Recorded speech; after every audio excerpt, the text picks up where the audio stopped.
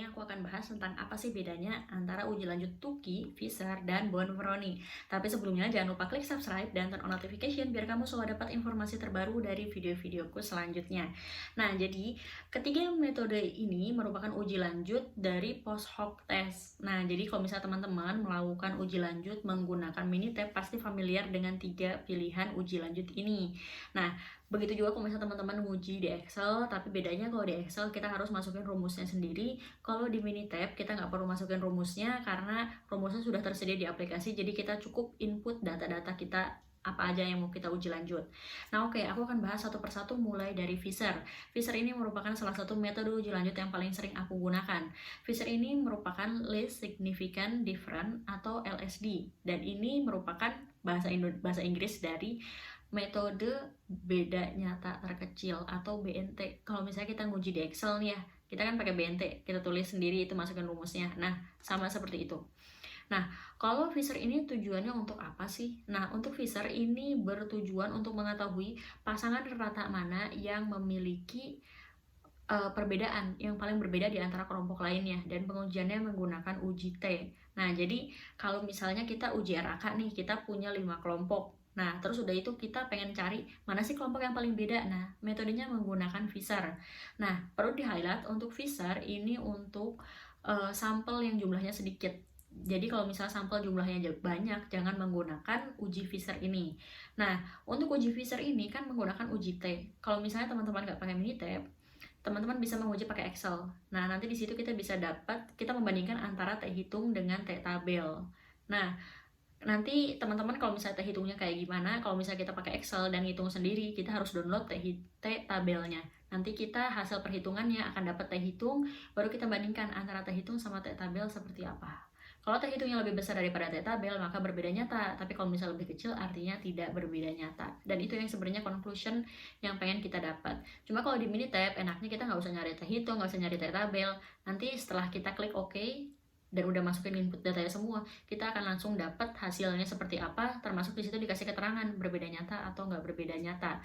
Nah, untuk uji Fiser ini, nanti kalau misalnya berbeda nyata, berarti nanti akan ada notasi yang berbeda. Kalau tidak berbeda nyata, maka notasinya sama. Yang selanjutnya yaitu uji Tuki. Tuki ini merupakan honestly significant difference atau bahasa Inggrisnya dari beda nyata jujur atau BNJ. Nah, terus sudah itu Tuki ini bedanya apa sih sama Fiser?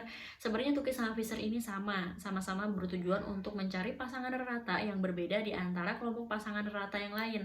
Nah, tapi bedanya Tuki ini untuk kelompok yang lebih besar. Jadi, kalau misalnya kamu punya jumlah sampel yang banyak, jangan menguji menggunakan Fiser karena nanti hasilnya akan bias. Kenapa? Karena Fiser ini kan bertujuan untuk menguji sampel yang jumlahnya sedikit. Nah, kalau misalnya sampel yang jumlahnya banyak, itu pakai Tuki. Jangan kebalik ya. Nanti kalau misalnya ngujinya yang sampelnya sedikit pakai Tuki, nanti biasnya justru akan kelihatan besar kok, jadi nggak berbeda nyata ya. Atau kalau enggak kok datanya jadi fluktuatif ya, hasilnya kok nggak bagus, kok nggak kelihatan hasil uji lanjutnya. Ya karena metode yang dipilih berbeda. Nah, terakhir yaitu ada Bonferroni. Kalau misalnya tadi Fiser untuk sampel yang kecil, kalau Tuki untuk sampel yang besar, terus Bonferroni untuk apa dong? Nah, Bonferroni ini untuk uji sampel yang equal maupun non-equal pada tiap perlakuan. Nah, jadi kalau tadi Fiser sama Tuki itu datanya harus equal. Jadi, kalau kelompok dibandingkannya sama kelompok. Kalau misalnya rata perlakuan dibandingkan sama rata perlakuan, rata kelompok dibandingkan sama rata kelompok. Sementara kalau Bonferroni ini bisa untuk yang non-equal, misalnya antara perlakuan dengan kelompok, antara kelompok dengan perlakuan. Jadi bisa yang non-equal. Ini keunggulan dari Bonferroni. Jadi kalau misalnya kamu mau menganalisa data, lihat dulu datamu ini seperti apa, dan kamu pengen nanti output hasil uji lanjutnya seperti apa. Nah, keunggulan lainnya dari Bonferroni adalah bisa untuk sampel besar maupun bisa untuk sampel kecil. Nah, jadi itu ya perbedaannya. Kita simpulkan kalau untuk Fiser itu untuk yang equal atau setara sampelnya, terus udah itu jumlahnya kecil, sampelnya ukurannya kecil, nggak terlalu banyak. Kemudian yang kedua yaitu Tuki, untuk yang equal juga tapi jumlah sampelnya lebih besar. Dan yang ketiga Bonferroni itu untuk analisa pada sampel yang equal maupun non-equal, bisa dua-duanya, dan juga sampelnya bisa sampel yang besar maupun sampel yang kecil. Kamu bisa memilih metode uji lanjut ini sesuai dengan kebutuhan kamu. Kalau kamu nanya ke aku kayak gimana, kalau aku menguji untuk hewan coba. Jadi ini ada 5 kelompok, masing-masing kelompok itu diulang triplo.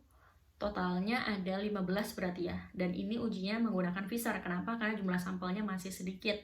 Dan sampelnya yang dibandingkan antar kelompok juga sama kan. Masing-masing kelompok 3, ada 5 kelompok, artinya equal semua. Jadi pakainya Pfizer.